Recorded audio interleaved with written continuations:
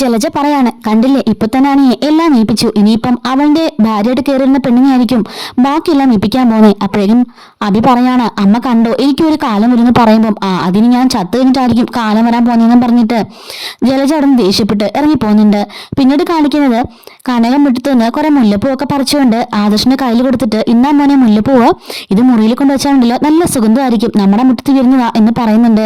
അപ്പോഴേക്കും ആദർശി പറയാണ്, അമ്മ തന്നെ നേടെ കൊടുത്താൽ മതിയായിരുന്നല്ലോ എന്ന് പറയുമ്പോൾ ഞാൻ കൊടുക്കാൻ പോവായിരുന്നു, അപ്പോഴാണ് മോനെ കണ്ടത്, ഇതൊക്കെ ഭാര്യയ്ക്ക് കൊടുക്കുന്നത് പ്രത്യേക സന്തോഷമാണെന്ന് പറയുമ്പോൾ ഞാൻ ഇടയ്ക്കിടയ്ക്ക് അവർക്ക് വാങ്ങിക്കൊടുക്കാറുണ്ടമ്മയെന്ന് പറയുമ്പോഴേക്കും അതല്ല മോനെ, മുറിയിൽ കൊണ്ടുവന്നത് ഭാര്യമാർക്ക് പ്രത്യേക ഒരു സന്തോഷം എന്ന് പറയുമ്പോൾ ഇത്രയൊക്കെ സന്തോഷിപ്പിച്ചാൽ പോരെ അമ്മേ എന്ന് ചോദിക്കാണ്.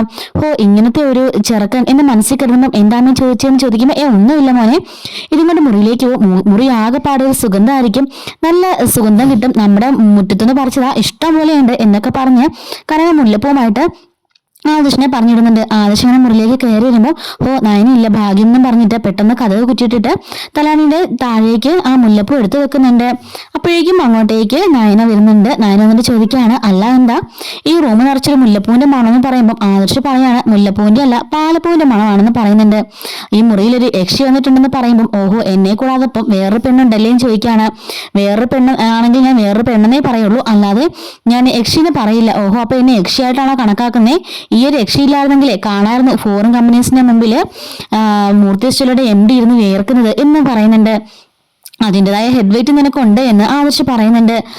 ഞാൻ അത്രയും കഷ്ടപ്പെട്ട് വരച്ചതിന്റെ ഒരു നന്ദി പോലും നിങ്ങൾക്ക് ഇല്ലല്ലോ എന്ന് പറയുമ്പോഴേക്കും, നന്ദി സൂചകമായിട്ടാണല്ലോ ഞാൻ നിനക്കൊരു നെക്ലേസ് തന്നത്, എന്നിട്ട് നീ അന്ന് ഇട്ടുപോലും ഇല്ലല്ലോ, അത് നീ അപ്പൊ തന്നെ ഊരി വെച്ചില്ലേ എന്ന് ചോദിക്കുമ്പോൾ ആദർശേട്ടനല്ലേ പറഞ്ഞത് ഏതെങ്കിലും ഫംഗ്ഷന് പോകുമ്പോൾ ഇട്ടാൽ മതി എന്ന് മുത്തശ്ശനും മുത്തശ്ശിയും പറഞ്ഞു, അതുകൊണ്ടാണ് ഊരി വെച്ചത്. പിന്നെ എനിക്ക് അങ്ങനെ സ്വർണ്ണത്തിനൊന്നും വലിയ താല്പര്യമില്ല, പിന്നെ ആ സ്വർണം നല്ല സ്നേഹത്തോടെ എന്റെ ഭർത്താവ് തന്നെങ്കിൽ പിന്നെ ഒരു സമാധാനം ഉണ്ടായിരുന്നു.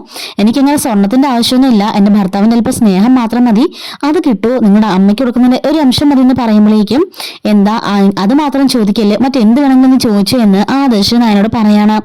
നയന പറയുന്നുണ്ട്, ഈ ഹെഡ് വെയിറ്റ് ഉള്ളവൾ തന്നെ വരച്ച ഡിസൈൻ ഇട്ടോണ്ട ആ പെൺകുട്ടി പോസ്റ്ററിൽ അവിടെ മൂർത്തിശ്വലയുടെ കമ്പനിയുടെ പോസ്റ്ററിൽ തിളങ്ങി നിൽക്കുന്നതെന്ന് പറയുമ്പോൾ എന്നെ ഞാൻ ഒരു കാര്യം ചെയ്യാം, നിന്നെ എടുത്തോണ്ട് പോയി അവിടെ പോസ്റ്ററിൽ ഫോട്ടോ ഒട്ടിച്ച് നിന്നെ അടക്കൊണ്ട് നിർത്താം, സമാധാനമാവെന്ന് ചോദിക്കുമ്പോൾ എനിക്ക് അങ്ങനെ താല്പര്യമില്ല എന്നൊക്കെ പറയുന്നുണ്ട് കേട്ടോ. അങ്ങനെ ആദർശ് ഇവളുടെ ഒരു കാര്യം എന്നും പറഞ്ഞിട്ട് മിണ്ടാതെ കിടക്കുന്നുണ്ട്. പിന്നെ കാണിക്കുന്നത് നാനെ ഇങ്ങനെ വൊമിറ്റ് ചെയ്യുന്നതാണ്. കനകം മൂടി വന്നിട്ട് അവളിങ്ങനെ തിരുമുന്നുണ്ട്. ഈ സമയത്ത് അങ്ങോട്ടേക്ക് ദേവേനെ വരും ചോദിക്കുകയാണ്, അല്ല എന്താ പറ്റിയെന്ന് ചോദിക്കുമ്പം നമുക്കൊക്കെ കല്യാണം കഴിഞ്ഞ് പറ്റുന്നത് തന്നെ അത് തന്നെയാ ഇപ്പൊ ഇവക്ക് സംഭവിച്ചെന്ന് പറയുന്നുണ്ട്. എന്താ എനിക്ക് മനസ്സിലായില്ലെന്ന് പറയുമ്പം ഇതും അതേ തന്നെ, ആ ദേവ്യാനി ഒരു മുത്തശ്ശിയാവാൻ പോവാണ് എന്ന് കനകം പറയുമ്പോഴേക്കും അതൊന്നും ആയിരിക്കില്ല, ഇവക്ക് വലിയ ഫുഡ് പോയിസൺ അടിച്ചതായിരിക്കും എന്ന് പറയുമ്പോൾ അല്ല, ഇവള് സത്യമായിട്ട് ഇവക്ക് പ്രഗ്നൻസി തന്നെയാ, കാരണമുള്ള ലക്ഷണങ്ങളൊക്കെ കാണുമ്പോൾ മനസ്സിലാവുന്നുണ്ടെന്ന് പറയുമ്പോൾ ആദർശ് അങ്ങോട്ടേക്ക് ഇറങ്ങി വരുന്നുണ്ട്. ആദർശിനെ ദേവിയായ രൂക്ഷമായിട്ടൊരു നോട്ടം നോക്കുന്നുണ്ട് കേട്ടോ. ഞാനൊന്നും ചെയ്തില്ല അമ്മ എന്നുള്ള ഭാവത്തില് ആദർശ് തലയാട്ടിയും കാണിക്കുന്നുണ്ട്. അങ്ങനെ പരസ്പരം രണ്ടുപേരും ഇങ്ങനെ ദേഷ്യപ്പെട്ട് ഇങ്ങനെ നോക്കി നിൽക്കാണ്. അപ്പൊ ഇതും കണ്ടിട്ട് കനകം ഇങ്ങനെ ചിരിക്കുന്നുണ്ട്, നയനയും ആദർശം നോക്കി ചിരിക്കുന്നുണ്ട് കേട്ടോ. അപ്പൊ ഇതെല്ലാം തന്നെ നമ്മുടെ കനകത്തിന്റെ സ്വപ്നമായിരുന്നു. കനകം സ്വപ്നത്തിൽ കിടന്ന് വലിയവായി കിടന്ന് ചിരിച്ചുകൊണ്ടിരിക്കുകയാണ്. അപ്പോഴേക്കും ജലജ തട്ടിരിപ്പിച്ച് ചോദിക്കുകയാണ്, എന്തിനാ നീ കിടന്ന് ചിരിക്കുന്നതെന്ന് ചോദിക്കുമ്പോൾ ഒന്നും മിണ്ടാതിരിയടി, ഞാൻ നല്ല സ്വപ്നം കാണുവാണെന്ന് പറയുമ്പോഴേക്കും നീ എന്താ പറഞ്ഞെന്ന് ചോദിക്കുകയാണ്. ഞാൻ നല്ലൊരു സ്വപ്നം കണ്ടോണ്ടിരിക്കുകയായിരുന്നു, അത് നശിപ്പിച്ചില്ല എന്ന് പറയുമ്പോൾ നിന്നെപ്പോലുള്ളവർക്കൊക്കെ നല്ല സ്വപ്നത്തിലേ പറഞ്ഞിട്ടുള്ളത് എന്നൊക്കെ പറയുന്നുണ്ട്. അതെ, ഞങ്ങൾ പാവങ്ങളാ, അതുകൊണ്ട് ഞങ്ങൾ സ്വപ്നത്തിൽ നിങ്ങൾ കണ്ട് സന്തോഷിച്ചോട്ടെ എന്നൊക്കെ പറയുന്നുണ്ട്. മനുഷ്യന്റെ ഉറക്കവും കളഞ്ഞു, നീ എന്തിനോട് കെട്ടിത്തൂങ്ങി കിടക്കുന്നേ, നിനക്ക് ഇവിടെ നിന്ന് പൊയ്ക്കൂടെ എന്ന് ചോദിക്കുമ്പോഴേക്കും അതേ വേറൊന്നല്ല, ഈ വീട്ടിലൊരു വിശപ്പാമ്പുണ്ട്, പാൽ കൊടുക്കുന്ന കഴിക്കുന്ന കൊത്തുന്ന വിശപ്പാമ്പ്, അവളെ ഇവിടുന്ന് അടിച്ചൊഴുകുന്ന സ്വപ്നം കണ്ടേ, അതൊന്ന് യാഥാർത്ഥ്യമാക്കിയിട്ട് പോകാന്ന് കരുതി. പിന്നെ ആദർശമാരുടെ മുത്തശ്ശൻ പറഞ്ഞ ഓർമ്മയുണ്ടല്ലോ, എന്നെ കൈവെള്ള കൊണ്ട് നടക്കണമെന്നാ പറഞ്ഞിരിക്കുന്നേ, അതുകൊണ്ട് മിണ്ടാ കിടന്ന് ഉറങ്ങാൻ നോക്കുമെന്ന് പറഞ്ഞ് അവളെ കിടത്തി ഉറക്കുന്നുണ്ട്. ഈ സമയത്ത് അനി ചിന്തിക്കുകയാണ്, അവളെ ഒന്ന് വിളിച്ചാലോ, നന്ദിനൊന്ന് വിളിച്ചു നോക്കിയാലോ എന്ന് ആലോചിക്കുന്നുണ്ട്. ഉറങ്ങാതെ പാതിരാത്രി കുത്തിയിരിക്കുകയാണ് കേട്ടോ. അങ്ങനെ അവളെ വിളിക്കുന്നുണ്ട്. ഇത് ഫോൺ കാണുമ്പോഴേക്കും നന്ദു ആലോചിക്കുകയാണ്, ഈശ്വര എന്നെ പോലെ അവനും ഉറങ്ങാതിരിക്കുകയാണല്ലോ, ഫോൺ എടുക്കണമെന്ന് ആലോചിക്കുകയാണ്. എന്നിട്ട് ഫോൺ എടുക്കുമ്പോഴേക്കും നന്ദു ഉറങ്ങിയില്ലെന്ന് ചോദിക്കുമ്പോൾ ഇല്ല എന്ന് പറയുന്നുണ്ട്.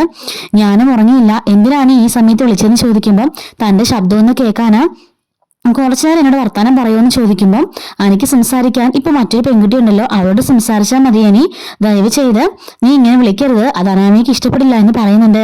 പ്ലീസ് നന്ദു കുറച്ചു നേരം സംസാരിക്കാമോ ചോദിക്കുമ്പോൾ സോറി അനിയെന്ന് പറഞ്ഞിട്ട് നന്ദു ഫോൺ കട്ട് ചെയ്യുന്നുണ്ട്. ഇത് കാണുമ്പോൾ അവൻ ഒരുപാട് സങ്കടമാകുന്നുണ്ട് കേട്ടോ. പിന്നീട് കാണിക്കുന്നത് ആദർശ് ഇങ്ങനെ കട്ടിലിൽ കിടന്നുണ്ട്. രാത്രിയിൽ ഉറക്കമൊന്നും ഇല്ല. നയനെ തന്നെ ഇങ്ങനെ നോയിക്കൊണ്ടിരിക്കുകയാണ്. അപ്പൊ നയനയുടെ സൗന്ദര്യമൊക്കെ കണ്ടിട്ട് ആദർശ് ഇങ്ങനെ മതിമറന്ന് നോയിക്കൊണ്ടിരിക്കുകയാണ്. എന്നിട്ട് പതിയെ ആദർശ് പോലും അറിയാതെ ആദർശ് പതിയെ നയനെ ഇങ്ങനെ ടച്ച് ചെയ്യാൻ വേണ്ടി പോകുന്നുണ്ട്. പെട്ടെന്ന് ആദർശിന് പറയാണ്, ആദർശ് കൺട്രോൾ യുവർ സെൽഫ്, തൊടരുത് എന്നൊക്കെ പറഞ്ഞ് അവൻ പതിയെ പിന്നോട്ട് വരുമ്പോഴേക്കും അവന്റെ മനസാക്ഷി അവിടെ വരുന്നുണ്ട്. എന്നിട്ട് ചോദിക്കുകയാണ്, നീ എന്തൊരു പൊട്ടനാടാ, നീ എന്താ പേടിക്കുന്നത്, അത് നിന്റെ ഭാര്യയല്ലേ, അല്ലാതെ വേറെ പെണ്ണൊന്നല്ലല്ലോ, നീ ധൈര്യമായിട്ടുള്ളതോട്. നിന്റെ ഹെഡ് വൈറ്റ് അതിനൊന്നും സമ്മതിക്കാത്തത് നയനെ പറഞ്ഞ ശരി തന്നെയാന്ന് പറയുമ്പോൾ എനിക്ക് ഹെഡ് വൈറ്റ് ഒന്നും ഇല്ല എന്ന് ആദർശ് പറയാണ്. മനസാക്ഷി പറയാണ്, ആര് പറഞ്ഞു, നിന്റെ മനസ്സിന്റെ ഉള്ളിനുള്ളില് ഇവളോട് ഭയങ്കര സ്നേഹമാണ്, അടങ്ങാമയ്യാത്ത പ്രണയമുണ്ട്, പക്ഷെ നീ അത് പുറത്തെടുക്കുന്നില്ല. അത് നിന്റെ അമ്മയ്ക്ക് വേണ്ടിയിട്ടല്ലേ, അത് മാത്രമല്ല നിന്റെ മനസ്സിൽ ആ പഴയകാല കാര്യമുണ്ട്, നിങ്ങളുടെ ആദ്യത്തെ കൂടിക്കാഴ്ച അവൾ നിന്നെ അടിച്ചില്ലേ, ആ ഒരു വിഷയം നിന്റെ മനസ്സിൽ തങ്ങിക്കിടക്കാണ്. ഇതെല്ലാം കൂടെ കൊണ്ടാ നീ നിന്റെ സ്നേഹം പുറത്തു കാണിക്കാത്തത്. അവൾക്ക് നെക്ലേസ് മേടിച്ചു കൊടുത്തപ്പോഴും അവൾ എന്താ പറഞ്ഞത്, എനിക്ക് നെക്ലേസ് ഒന്നും വേണ്ട, കുറച്ച് സ്നേഹം മതി എന്നല്ലേ പറഞ്ഞത്. അതിനർത്ഥം എന്താ, അവൾ ആഗ്രഹിക്കുന്നത് നിന്റെ സ്നേഹം മാത്രമാ. ഇതുപോലെ ഒരു പെൺകുട്ടിനെ നിനക്ക് എവിടെ കിട്ടാനാ, ഉള്ള ജോലികളെല്ലാം ചെയ്ത് പാവം കഷ്ടപ്പെട്ടുകൊണ്ടിരിക്കുകയല്ലേ, നിനക്ക് കുറച്ചൊന്നും മനസാക്ഷി കാണിച്ചുകൂടാന്നൊക്കെ ചോദിക്കുന്നുണ്ട്. അതെ, ആവശ്യത്തിന് മനസാക്ഷി കാണിക്കുന്നുണ്ട്. അവയ്ക്ക് ഞാൻ മാല വാങ്ങിച്ചു കൊടുത്തു എന്ന് പറയുമ്പോഴേക്കും മനസാക്ഷി ചോദിക്കാണ്, നാണമില്ല നിനക്കിത് പറയാന്, ഒരു മാല മേടിച്ചു കൊടുക്കുന്നതിലാണ് ഒരു ഭാര്യയ്ക്കുള്ള സ്നേഹം. ഇവളെ പോലെ പെൺകുട്ടിക്കൊക്കെ മാലയല്ല, നിന്റെ സ്നേഹമാണ് അത്യാവശ്യം. സ്നേഹത്തോടെ നീ ഇന്ന് ഹഗ് ചെയ്തിരുന്നെങ്കിൽ അത് മാത്രം മതിയായിരുന്നു അവക്ക്, അതുതന്നെ അവൾക്ക് വലിയ സന്തോഷമായിനി എന്ന് പറയുന്നുണ്ട്. അപ്പോഴേക്കും ആദർശ് ഇങ്ങനെ ചിന്തിക്കുന്നുണ്ട്, ശരിയാണല്ലോ ഇവൻ പറയുന്നത്, ശരിക്കും എന്റെ മനസ്സിൽ നയനോടുള്ള സ്നേഹമുണ്ടല്ലോ എന്നൊക്കെ ഇങ്ങനെ മനസ്സിലാലോചിച്ചുകൊണ്ട് നയനെ തന്നെ ഇങ്ങനെ നോക്കുകയാണ്. എന്നിട്ട് അവളെ തൊട്ടാലോ എന്നൊക്കെ ആലോചിക്കുന്നുണ്ട്. അപ്പം മനസാക്ഷി പറയാണ്, ധൈര്യമായിട്ട് തൊടടാ, അത് നിന്റെ ഭാര്യ തന്നെയല്ലേ, നീ എന്തിനെങ്ങനെ പേടിക്കുന്നത്, നീ ധൈര്യസമയത്ത് അങ്ങോട്ടേക്ക് ചെല്ല്, അല്ലാതെ നീ ഇങ്ങനെ പേടിത്തണ്ടായിട്ട് കാര്യമുണ്ടോ, നീ ഒരു പേടിത്തണ്ടനാ, നിനക്ക് ഒരു കഴിവും ഇല്ല എന്നൊക്കെ പറഞ്ഞ് മനസാക്ഷി അവനെ കളിയാക്കാണ്. അങ്ങോട്ട് പോടാ മാറിയെന്ന് പറഞ്ഞിട്ട് കട്ടിലെ കിടന്ന മുല്ലപ്പൂ ഒക്കെ പറക്കി ആദർശ് മനസാക്ഷിനെ എറിയുന്നുണ്ട്. പെട്ടെന്ന് നയന ചാടി ഇരുന്നേക്കാണ്. അയ്യോ ആദർശട്ടാ എന്തായി കാണിക്കുന്നേ, തലകാണിയൊക്കെ എടുത്ത് ആദർശ് മനസാക്ഷിനെ അടിക്കാൻ ചെല്ലുമ്പോഴേക്കും നയന ഓർക്കുന്നത് നയനെയാണ്. അയ്യോ ആദർശിട്ട് അടിക്കല്ലേ എന്ന് പറഞ്ഞ് നയനെ കാറാൻ തുടങ്ങുമ്പോഴേക്കും ആദർശ് നയനയുടെ വാ പൊത്തി പിടിക്കുന്നുണ്ട്. അയ്യോ ഒച്ച വെക്കാതെ കാറാതെ മിണ്ടാതിരിക്കുക എന്നൊക്കെ പറഞ്ഞ് ആദർശ് വാ പൊത്തി പിടിക്കുകയാണ്. ആദർശിട്ട് എന്തായി കാണിക്കുന്ന നയനെ ചോദിക്കുന്നുണ്ട്. അപ്പോഴേക്കും നയനെ പറയുന്ന ആദർശ് പറയണം, മിണ്ടാതിരിക്കാനല്ലേ പറഞ്ഞെന്നൊക്കെ ചോദിക്കുന്നുണ്ട്. എന്നിട്ട് ചോദിക്കണം, എന്താ ആദർശിട്ട എന്താ പറ്റിയേ, ഞാനിനി പോയി മുത്തശ്ശനോടൊക്കെ പറയട്ടെ, രാത്രി എന്റെ വാ പൊത്തി പിടിക്കാന്ന്, എന്താ കാര്യം എന്ന് പറ. ഒന്നുമില്ല, ഞാനൊരു സ്വപ്നം കണ്ടെന്ന് പറയുമ്പോൾ സ്വപ്നം കണ്ടതിന് എന്റെ വാ പൊത്തി പിടിച്ച് എന്നെ ഇങ്ങനെ തലകൊണ്ടൊക്കെ എറിഞ്ഞൊരു കാര്യമുണ്ടെന്നൊക്കെ ചോദിക്കുമ്പോൾ എന്താ ആദർശ് എന്താ പറ്റിയെന്ന് ചോദിക്കുന്നുണ്ട്. ഒന്നും പറ്റിയില്ല എന്ന് പറഞ്ഞിട്ട് ആദർശ് ഇങ്ങനെ ഭയങ്കര റൊമാൻറ്റിക് ആയിട്ട് നയനെ ഇങ്ങനെ നോക്കുന്നുണ്ട് കേട്ടോ. അപ്പൊ നയനെ തിരിച്ചു നോക്കാണ്. അപ്പൊ ആദർശിന് മനസ്സിലാവുന്നുണ്ട് തന്റെ കൺട്രോൾ പോവാണെന്നുള്ള കാര്യം. അപ്പൊ അത് മനസ്സിലാക്കിക്കൊണ്ട് തന്നെ ആദർശ് പതിയെ അവിടെ നിന്ന് എഴുന്നേറ്റ് നടന്ന് അങ്ങോട്ടേക്ക് പോയിട്ട് വെള്ളം എടുത്ത് കുടിക്കുന്നുണ്ട്. അപ്പോഴേക്കും അങ്ങോട്ടേക്ക് എന്നിട്ട് മനസാക്ഷി പറയാണ്, നിന്റെ കൺട്രോൾ പോകുന്നുണ്ടല്ലേ, ഇതാ ഞാൻ പറഞ്ഞത്, നിനക്ക് അവളോട് ഭയങ്കര സ്നേഹ, പക്ഷെ നിനക്ക് പറയാൻ നിന്റെ അഭിമാനം നിനക്ക് സമ്മതിക്കുന്നില്ല, നിനക്ക് ഭയങ്കര അഹങ്കാരം തന്നെയാണ് കേട്ടോ, എന്തൊക്കെയാണെങ്കിലും എന്നൊക്കെ പറയുമ്പോഴേക്കും നീ അവിടുന്ന് പോടാ, നീ നിന്റെ കാര്യം നോക്കിപ്പോ, എന്റെ കാര്യം നോക്കാൻ എനിക്കറിയാം, മേലെ എന്റെ കാര്യത്തിൽ ഇടപെടരുതെന്നൊക്കെ പറഞ്ഞിട്ട് ആ മനസാക്ഷിയോട് ആദർശ് സംസാരിക്കുമ്പോൾ നയനെ ഓർക്കാണ്, ഈശ്വര ഈ ആദർശൻ ആരോടെ സംസാരിക്കുന്ന ഓർക്കുന്നുണ്ട്. ആദർശേട്ടാ ആരോടെ സംസാരിക്കുന്നു ചോദിക്കുമ്പോൾ ഞാൻ ആരോട് സംസാരിച്ചില്ലല്ലോ, നിനക്ക് തോന്നിയായിരിക്കുന്നു പറയുന്നുണ്ട്. അല്ല അങ്ങോട്ടേക്ക് നോക്കി ആരോട് സംസാരിക്കുന്നത് കേട്ടല്ലോ എന്ന് ചോദിക്കുമ്പോൾ അല്ല ഞാൻ പറഞ്ഞല്ലോ ഞാൻ ആരോട് സംസാരിച്ചില്ല എന്ന് പറയുന്നുണ്ട്. അപ്പൊ എനിക്ക് തോന്നിയതാണോ എന്ന് നയന മനസ്സിൽ കരുതുകയാണ്. അങ്ങനെ ആദർശ് അവിടെ കിടക്കുമ്പോഴേക്കും നയന പറയാണ്, അതെ ഞാൻ ആളത്തിട്ട് മാറിക്കിടക്കണോ, അതിന്റെ ഒന്നും ആവശ്യമില്ല, നീ ഇവിടെ കിടന്നാൽ മതി. ശരിയാണല്ലോ അല്ലേ, മുത്തശ്ശനായിട്ട് അഭിനയിക്കുന്ന ഒരു അഭിനേത്രി ആണല്ലോ ഞാനിപ്പം, അതുകൊണ്ട് എനിക്ക് നിങ്ങൾ സാലറി തരണം മാസം എന്ന് പറയുമ്പോൾ എത്ര വേണമെന്ന് പറഞ്ഞാൽ മതി, ഞാൻ തരാന്ന് പറയുമ്പോഴേക്കും എത്ര വേണമെന്ന് വെച്ചാല് അതൊന്നും ഞാൻ പറയില്ല, അത്രയ്ക്കും ഇഷ്ടത്തൊന്നും അല്ല, ഞാൻ മനസാക്ഷിയില്ലാത്തവളും അല്ല, അതുകൊണ്ട് എനിക്ക് അതിന് സാലറി ഒന്നും വേണ്ട, ഞാനിപ്പോ നല്ലൊരു നടിയാണല്ലോ എന്നൊക്കെ നയനെ പറയുന്നുണ്ട്. എന്നിട്ട് നയനെ വിഷമിച്ചിട്ട് അവിടെ തന്നെ കിടക്കാണ്.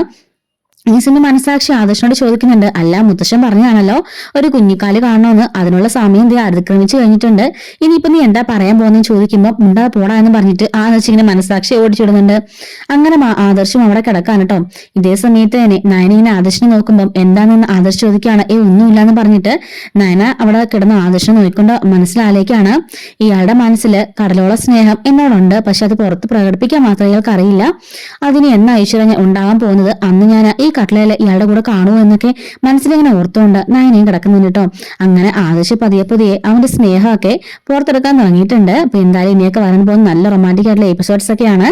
മിസ്സാവാതിരിക്കാൻ നമ്മുടെ ചാനൽ ഇപ്പോൾ തന്നെ സബ്സ്ക്രൈബ് ചെയ്തോളൂ. വരാനിരിക്കുന്ന സ്റ്റോറീസും കഴിഞ്ഞുപോയ സ്റ്റോറീസും ഒക്കെ നമ്മുടെ ചാനൽ അപ്ലോഡ് ചെയ്യുന്നുണ്ട് കേട്ടോ. അപ്പം മിസ്സാവാതിരിക്കാൻ ചാനൽ സബ്സ്ക്രൈബ് ചെയ്ത് സപ്പോർട്ട് ചെയ്യണേ. Thanks for watching.